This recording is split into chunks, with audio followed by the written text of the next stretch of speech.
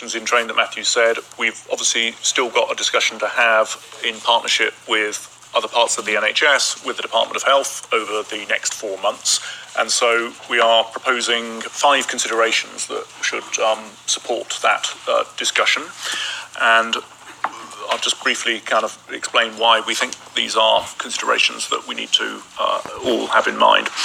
The first is that, as Paul will report later on in this meeting, in the CCG sector and indeed in the trust sector, we are providing care at a higher rate than is currently being funded this year, to the tune of about £500 million.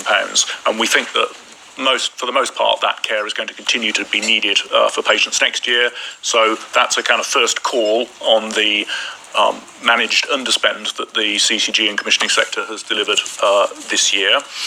It will be for NHS Improvement and the Department of Health to determine what their aggregate position looks like, but that obviously also has an impact on the available funding. So sort of item number 1 is making sure that we've got this year's care properly funded going into next year.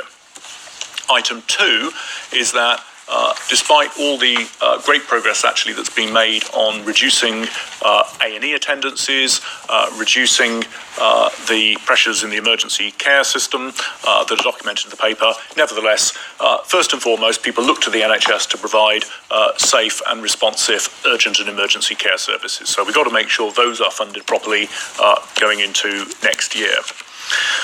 Thirdly, and this is a judgment that this board needs to make, but our recommendation is that we need to protect the planned investment that we've got in mental health services, cancer and primary care services going into next year. The level of unmet need in mental health